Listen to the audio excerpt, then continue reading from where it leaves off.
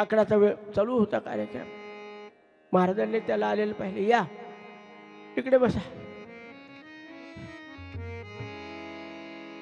मागेच बसा.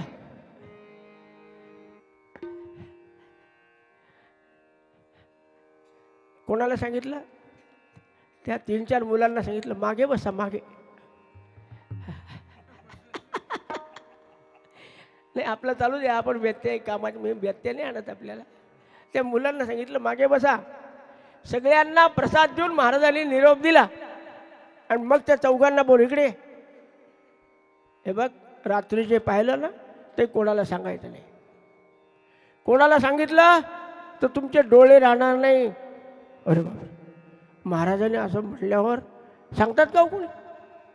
ठीक आहे, सामान्य तुमच्या त्यांना माहिती आहे, आपण म्हणलं तर डास मरत नाही आपल्या शापानं. डोळे जातील का? येतील. नमस्कार केला, नाही सांगणार महाराज. आणि मग हे केव्हा सांगितलं?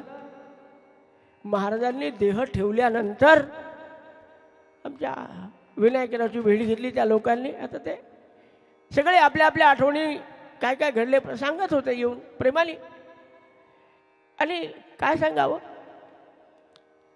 मी सांगितलं ना, प्रत्येकाला महाराजांनी काही ना काही अनुभव दिला आहे. त्यांनी उच्च नीच काही नेणं भगवंत या न्यायानं खालच्या तळागाळातल्या लोकांपर्यंत महाराजांचा अनुभव होता. काय सांगू तुम्हाला, वेळ संपली माझी. पण एकदा वाजंत्री वाजवणारे, बँड वाजवणारे लोक बरं का, म्हणजे दयाळूपणा सांगतो महाराजांचा तुम्हाला. उगाच प्रेम करत नाहीत लोक, अनुभव पाहिजे. आपला भाऊ आपल्यावर प्रेम करत नाही. ज्यांचा करत असेल त्यांना आपला सलाम. परिस्थिती अशी आहे, सामान्य परिस्थिती सांगतो मी.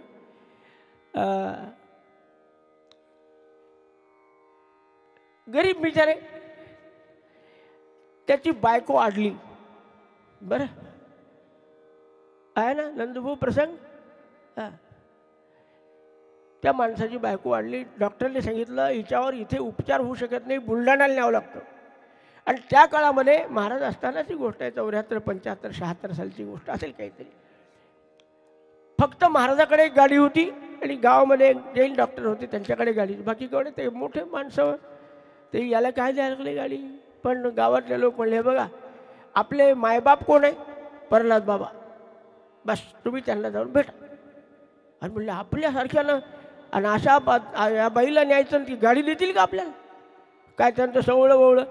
अरे तू पाहायचं खरी, हे आपले मायबाप आहेत. दुसरे कोणी आपल्याला नाही मदत करणार, पण मायबाप कशाला म्हणतात? ते आला बिचारा. संध्याकाळी आरती चालू होती, बाहेरून बसला.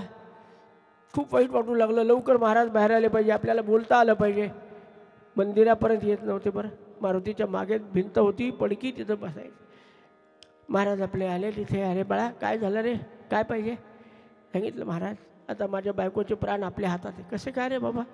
तिला असं आहे, तिला बुलढाण्यालाच न्यावं लागतं. अरे मग चांगली गोष्ट आहे, गाडी आहे ना रामानंदाची. माझी नाही, कोणाची आहे?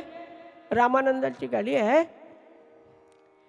आपणही म्हणतो ना गाडी मुलाची आहे, दिली असती तुम्हाला, पण मुलाची परवानगी घ्यावं लागेल. द्यायचं नसतं म्हणून मुलाचं नाव सांगतो. खरं आहे का खोटे देशमुख? मग मला माहिती आहे, तुमचं नाही सांगत मी, आणि सामान्य लोकांचं. महाराज म्हणले रामानंदाची गाडी आहे, तू रामानंदाची सेवा करतो. विनायकरावला सांगितलं, विनायकराव हे घ्या, हे पैसे घ्या, पेट्रोल त्याचं घेऊ नका. पहा वृत्तीचा औदार्य पहा, तो कोणत्या समाजाचा माणूस आहे. आणि आमच्या प्रल्हाद महाराजांनी सांगितलं पेट्रोल आपलं टाकायचं गाडीत, त्याचा घ्यायचा नाही. त्याच्या बायकोला दवाखान्यात नेऊन सोडायचं आणि मग वापस यायचं.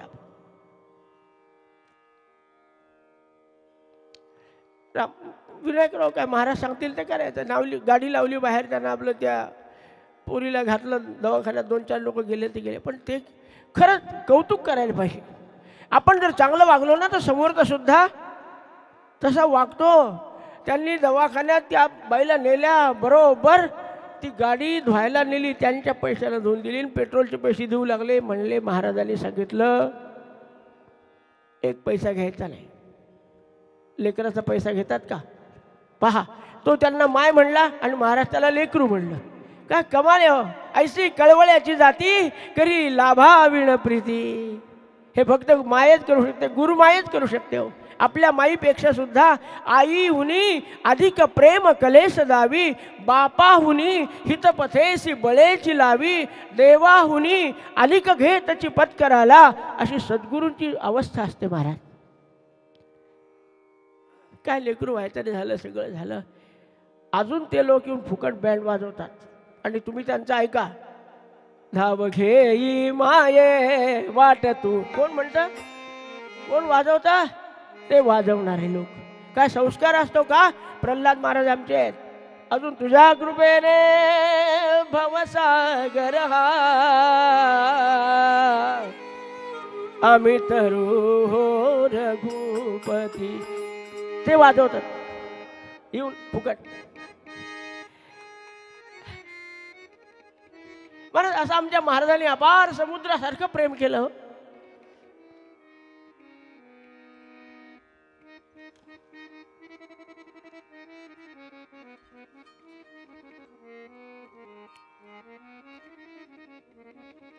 अनेक प्रसंग आहेत. खरं म्हणजे आज राम हरवल्याचा प्रसंग सांगायचा होता.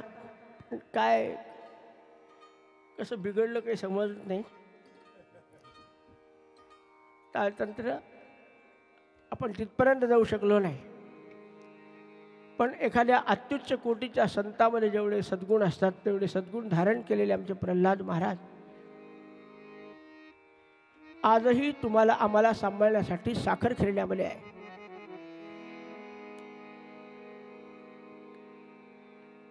ज्यांनी स्वतःच्या घरावर तुळशीचं पान ठेवलं, रामानंद महाराजांनी मात्र त्यांची परतफेड करून टाकली. काय केलं? आज साखर खेळण्याच्या मंदिराचं बांधकाम पहा म्हणजे समजेल. एक घर दान देऊन टाकलं.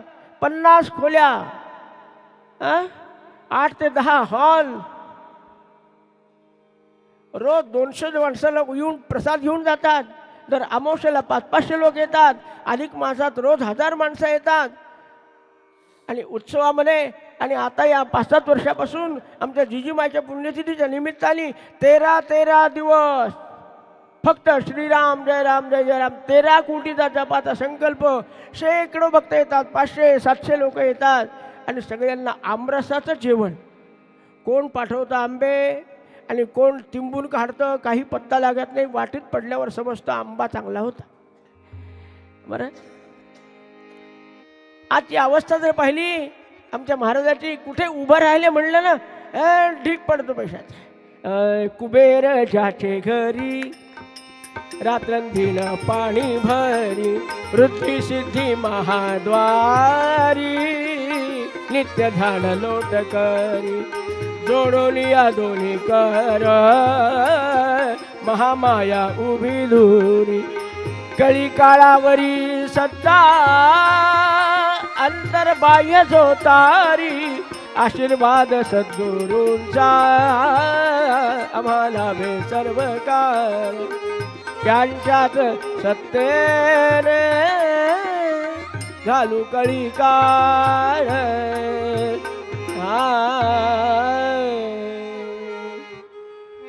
आज कुबेर त्यांच्या घरी पाणी भरतो अशी अवस्था दिसते. फक्त आपल्या सद्गुरूला आपण देऊन पाहावं, किती अनंतपट देतात. परमेश्वराला दाता म्हणलेलं आहे का? टोपलेभर ज्वारी शेतात नेऊन टाकावी आणि ट्रॅक्टरभर भरून आणावी. कोण देतं? आणि त्याच्या अनंतपट सद्गुरू देतात. सगळे अनुभव पाहण्यासाठी आपला जो वेळ कमी आहे, पण असा आहे स्वल्पमप्यश्च धर्मश्च त्रायते महतो भयात. आज आपण इथे 33 कोटी 36 कोटी 39 कोटी जो जप झालाय आणि त्याचं हवन झालंय, महाराजांना आवडणारं कार्य केलेलं आहे. असं कार्य जिथं जिथं होतं तिथे महाराज अदृश्य रूपाने उपस्थित असतात. आज अनेक ठिकाणी अनेक उपासना मंडळ कार्यरत आहेत आणि मला असं वाटतं की प्रत्येक जिल्ह्यात प्रत्येक तालुक्यात असे उपासना मंडळ असावेत जिथे प्रल्हाद महाराजाच्या नावाचा जय जयकार सतत होत राहत. सतत त्यांच्या नावानं अन्नदान व्हायलाच पाहिजे. अरे आपण अनंत कोटी ब्रह्मांडाचा नायक म्हणतो, एकच गावात बांधलेले आहेत का महाराज? अरे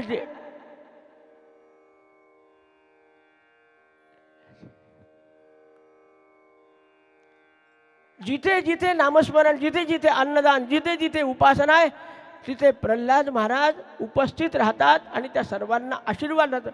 आवडीचं दुसरं काहीच नाही त्यांना. रंग दिल्यानं आवडतं का, फरशी बदलल्यानं आवडतं, काही नाही, मातोड्यात राहिलेले. त्यांना फक्त एकच पाहिजे, राम गावा, राम ध्यावा, राम जीवीचा विसावा, मंगलाचे जे मंगल राम कौशल्य. त्या रामाचं नाव घ्या, उपासना करा. रामाचे आशीर्वाद आहेत. रामाचे म्हणजे माझे आशीर्वाद आहेत. आपण भाग्यवान आहोत. एवढे दिव्य तपस्वी, वसिष्ठासारखं ज्यांचं त्याग आहे, वसिष्ठासारखा ज्यांची शांती आहे, वसिष्ठाची शांती सांगितली असती, पण आता माझी शांती भंग व्हायची वेळ आली, 6 वारली बरं का. वसिष्ठ आणि विश्वामित्रांचं माहिती आहे ना आपल्याला. ती वसिष्ठाची शांती म्हणजे वसिष्ठांच्या डोक्यात धोंडा टाकण्यासाठी गेले होते विश्वामित्र महाराज. बरं, पण वसिष्ठ म्हणले काय हरकत नाही. मग त्यांची बायको म्हणाली, अरुंधती देवी, त्याला पाहिजे ब्रह्मर्षीपद देऊन टाका. अगं तो ब्रह्मर्षी आहे, थोडा त्यांनी क्रोध कमी केला पाहिजे. ऐकलं त्यांनी, धोंडा फेकून दिला आणि शरण आली. आमचे महाराज शांतीचे सागर आहेत, किती सांगत बसावं. आपल्या जेवढं नशिबात होतं तेवढं आपल्याला ऐकायला मिळालं आहे. ते आता आपण समाधान मानावं आणि त्यातून काय घेता येण्यासारखं घ्यावं आणि महाराजांना जे आवडतं ते करण्याचा प्रयत्न करावा. नामस्मरण करावं, उपासना करावी. आपण यावं, अनेकांना प्रवृत्त करावं. परावृत्त नाही म्हणत, शब्द सारखा असला तरी फार फरक आहे. प्रवृत्त करावं. स्वये जेवुनी जेववी लोका, मद्भक्ताः यत्र गायन्ति तत्र तिष्ठामि नारद. भगवंत म्हणले आपले महाराज राम आहेत, आपले महाराज मारुती आहेत. त्यांना नामस्मरण उपासना आवडतं, ते आपण करत जावं. महाराज आपल्या पाठीशी आहेत. या धारणेनं त्यांच्या आवडीमध्ये राहण्याचा प्रयत्न केला. आता महाराज आपल्याला अनंत पटीने सांभाळतील. असेच या उपासना मंडळाला कार्यक्रम करण्याची बुद्धी महाराजांनी द्यावी, त्यांना सगळ्या प्रकारची ताकद द्यावी आणि असं दरवर्षी भक्तांच्या अंतःकरणाला सुखद वाटणारे क्षण प्रत्येकाला उपभोगायला मिळावेत अशी प्रार्थना करून ही झालेली सेवा महाराजांच्या चरणी समर्पित करतो. एवढा मोठा उत्सव साजरा करायचा म्हणजे साधी गोष्ट नाही. पुष्कळ लोक महिना 15 दिवसापासून झटत असतील, पण महाराजांनी सर्वांची सेवा पाहिलेली आहे आणि महाराज प्रत्येकाला त्याच्या त्याच्या सेवेचं फळ देतच असतात. आपण सेवेची बुद्धी कायम ठेवावी, सेवा घडावी, सेवा घडावी अशी आपण प्रार्थना करावी. या कार्यक्रमामध्ये या मंडळाने महाराजांच्या बरोबर सेवा करणाऱ्या मंडळींना इथं बोलवलेलं आहे. खरंच आहे. अहो आज पुष्कळ ठिकाणी आपण पाहतो या लोकांनी जी सेवा केली ना, मुलगासुद्धा बापाची करत नाही. आता काही वेळ नाही सांगायला मला काय काय करावं लागलं. पूर्वीच्या काळी जेव्हा महाराज प्रवासात जायचे, रिक्षा नव्हत्या, कार नव्हत्या, जीप नव्हती. महाराज स्वतः पेटी डोक्यावर घ्यायचे, वळकटी डोक्यावर घ्यायचे आणि जायला लागायचे. पण अशी पेटी डोक्यावर घेऊन 2-2 किलोमीटर जावं लागायचं त्या काळच्या बरोबर असणाऱ्या लोकांना. महाराज पुरुषपाक खात होते. कधी कधी घरामध्ये यांना जो स्वयंपाक करण्यापासून करावं लागायचं. महाराजांचं ऑपरेशन झालं आणि त्यानंतर जे लोक महाराजांच्या सेवेत होते, नागपूरकर भाग्यवान, उत्तरार्धामध्ये बराच काळ नागपूरमध्ये गेलेला आहे. खापरेकडे आमचे दत्तोपंत पितळे इथे बसलेले आहेत. राजीव पितळे आज दुर्दैवाने आपल्यामध्ये नाही आहे. जो आवडतो सर्वाला तोची आवडे देवाला या न्यायाने महाराजांनी त्याला जवळ केलं. फार अल्प काय वयामध्ये गेलेला आहे. त्यांनी खूप आपल्या आयुष्यामध्ये खूप सत्कर्म केलेलं आहे. महाराजांना आवडणाऱ्या पुष्कळ गोष्टी त्यांनी खूप चांगल्या केलेल्या आहेत. त्यांच्या कुटुंबावर महाराजांचा आशीर्वाद आहेच आहे. त्यांचं उपासना मंडळ चांगलं कार्यरत आहे. असे अनेक मंडळं अजून स्थापन व्हावेत आणि त्यांनी आपल्या आपल्या परीनं उपासनेसाठी प्रयत्न करावा. त्याच्यामध्ये या उपासनेत जास्त आहे का त्या उपासनेत जास्त आहे असं काही नसतं. बुंदीमध्ये जेवढे पाहिजे तेवढीच साखर असते. श्रीमंतांच्या बुंदीमध्ये 2 क्विंटल साखर टाकतं का कोणी? जेवढी असते तेवढीच असते. त्यामुळे कोणत्या उपासना मंडळात, कोणत्या तरी उपासना मंडळात जा आणि महाराजांना आवडणारं नामस्मरण करा. आणि त्या दिवशी त्यावेळेला आपल्या घरी थांबायचं नाही. पाहुणे आले तर पाहुण्याला घेऊन जायचं आणि ते काम करायचं. कारण या कलियुगामध्ये सामुदायिक उपासनेला फार महत्त्व आहे. व्यक्तिगत उपासनेपेक्षा सामुदायिक उपासनेला महत्त्व काय आहे तर आर्तो जिज्ञासू अर्थार्थी ज्ञानीच भरतर्षभ. आर्त भक्त एखादा असतो. 100 माणसं आपण जमा झाले, एखादा आर्त असतो, महाराज टाहो फोडला की महाराज येतात. आपल्याला दिसले नाही तरी आपल्याला आशीर्वाद देऊन जातात. महाराज काही घेऊन जातात का? नाही, आशीर्वादच देऊन जातात.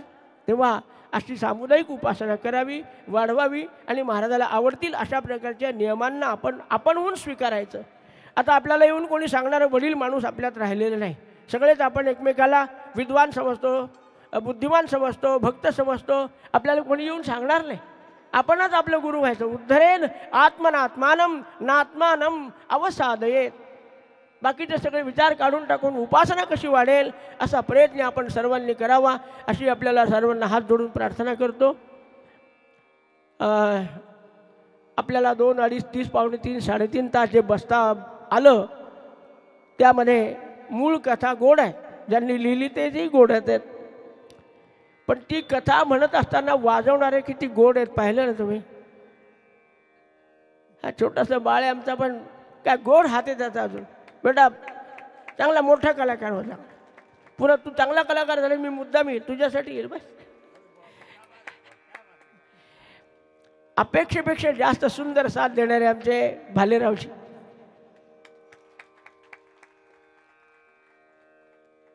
त्यांच्या घरातून मला बऱ्याच वेळेला साथ मिळालेली आहे. आमच्या शरदरावजी ते साखरखेड्याला, जालन्याला, दोन्हीकडे सेवेला, गीत रामायणाला येत होते आणि त्यांच्या पिढीमध्ये ही सेवा उतरली. मला खूप मनस्वी आनंद झालेला आहे की त्यांनी आपणहून या ठिकाणी म्हणजे आयोजकांनी त्यांना दिलं असेल निमंत्रण. पण माझ्यावर प्रेम असल्यामुळे मी त्यांना वेळेवर बोलावलं असतं तरी आले असते असं माझी खात्री होती. मी विचारलं होतं ते व्हायोलिनवाले आपले भालेरावजी म्हणले आहे. म्हटलं सांगून ठेवा त्यांना. त्यांनी खूप सुंदर साथ दिली. नाही तर माझं काय मजा नाही तालं गळा, तुम्ही उठू उठू गेले असते तर ते वाईट वाटलं असतं. या सर्वांच्या साथ संगतीमुळे कार्यक्रम जो झाला तो महाराजांच्या चरणी समर्पित करू. मला निमंत्रण केल्याबद्दल संयोजकाचे मी आभार मानतो.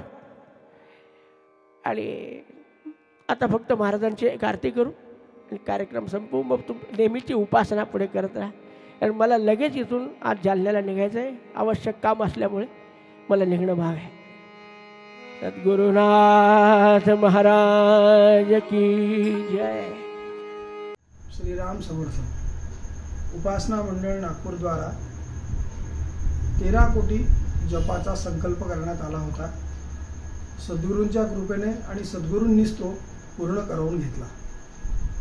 त्याची सांगता आपल्या परंपरेप्रमाणे होम हवन, त्यामध्ये विविध कार्यक्रम याद्वारे करावी असं मंडळाने ठरवलं. त्याप्रमाणे प्रल्हाद कथामृताचंच आयोजन करावं. महाराजांचे मानसपुत्र वेदशास्त्र संपन्न श्री रामदास पंत आचार्य यांच्याद्वाराच तो कार्यक्रम करावा आणि हा कार्यक्रम 3 दिवसामध्ये महाराजांचे चरित्र सर्वांना ऐकावं. नवीन पिढी, जुने साधक, नवीन साधक या सर्वांना महाराजांचं चरित्र पुन्हा एकदा ऐकायला मिळावं. चरित्र फार गोड आहे, रसाळ आहे आणि त्याचा विचार करून या कथेचं आयोजन आपण या ठिकाणी केलं होतं. 3 दिवस या कथेमध्ये आपण न्हावून निघालो. कथेमध्ये कथा संगीत प्रवचन हा विषय रामदास काकांनी घेतला आणि महाराजांच्या बालपणापासून सगळ्या लीलांचं वर्णन त्यामध्ये करण्यात आलं. आज या ठिकाणी त्याची सांगता होतोय. प्रल्हाद कथामृत कितीही वेळा ऐकलं आणि कितीही दिवस ऐकलं तरी गोडच आहे, परंतु कुठेतरी मर्यादा असतात. म्हणून आज हा कार्यक्रम या ठिकाणी आपण संपवला आहे. परंतु दर 2-3 वर्षांनी श्री रामदास काकांच्या माध्यमातून कुठला ना कुठला तरी उपक्रम, कधी रामानंद महाराजांचे चरित्र, कधी प्रल्हाद महाराजांचे चरित्र, कधी समर्थ रामदास स्वामींचे चरित्र, ब्रह्मचैतन्य महाराजांचे चरित्र आणि त्यामध्ये संगीत प्रवचन असा कार्यक्रम आपण घेणारच आहोत। या कार्यक्रमासाठी आपण 3 दिवस भरभरून प्रतिसाद दिला। याशिवाय सर्व व्यवस्थेमध्ये सर्व व्यवस्था प्रमुखांनी अतिशय चोख व्यवस्था या ठिकाणी ठेवलेली आहेत आणि सद्गुरूंच्या कृपेने सद्गुरूंनीच हा उपक्रम आपल्याकडून करवून घेतला एवढंच आपणास सांगावं वाटतं। जय जय रघुवीर समर्थ।